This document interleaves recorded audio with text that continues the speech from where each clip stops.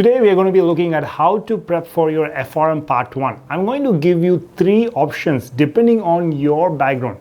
This is for students who are taking the video only course. Obviously, if you are joining with us for the live or in-person class, then you just stick to what approach we are taking. Now, if you are someone who is just studying by yourself using our video lectures, then depending on what's your background, I would recommend 3 parts. You'll get to choose based on what you feel is most appropriate for yourself.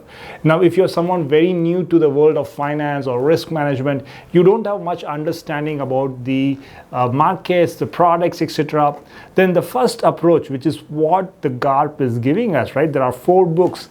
The first book, which is kind of like the foundations of risk management, mostly conceptual and theory. Then from there, they're going on to quantitative analysis, which introduce statistical concepts, right? So the book 1 and the book 2, each of them have 20% weightage. And then from there, they're going into introducing various products and markets, like what is the derivative product, what is the banking products, insurance products, and various markets in which we operate.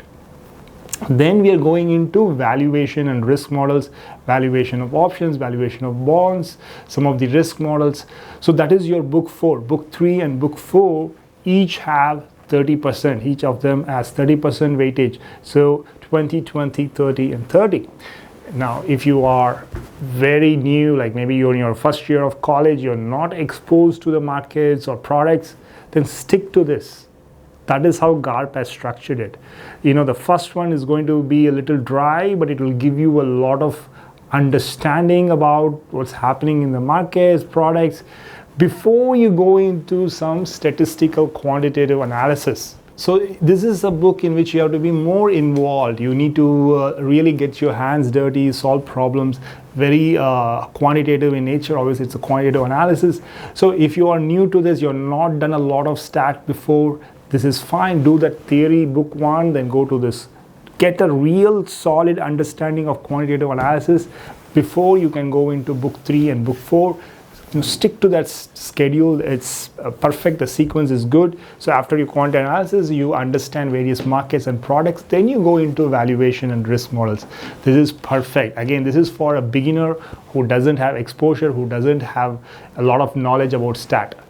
Now, if you are someone who's very strong in stat, right, in quantitative methods, statistics, etc., then I would recommend that you start with book 2, just a quick refresher, then go on to book 4. So this is 50% of 2 and 4.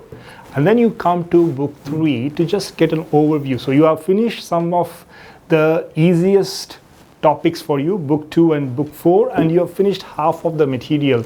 And this you should have, will give you a lot of confidence, and you should have the ability to complete relatively quickly. Then move on to the book 3, which is probably very interesting now, given that you have understood how the math applies in valuation, and now you're coming to understanding the products and market, which is book 3. And then you will have to somehow get through book 1.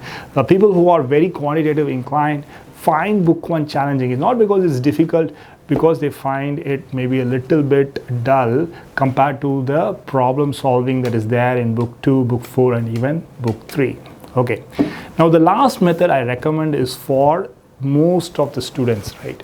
If you are someone who has graduated, who have an understanding of some of the markets, products, etc., then start with quant, because you need book 2 to do book 4 or book 3.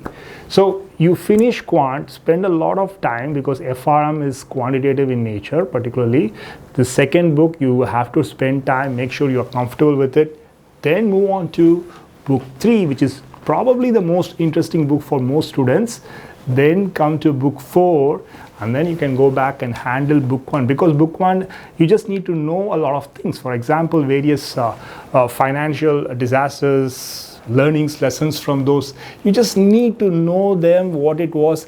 You need to have them in short-term memory. So the closer to the exam you study, the more you will remember. This is theory for most part. So I will go and finish book 1. So this is an approach. If you are relatively good with understanding of markets, you start with book 2, book 3, book 4, then come to book one. All right, so these are three strategies.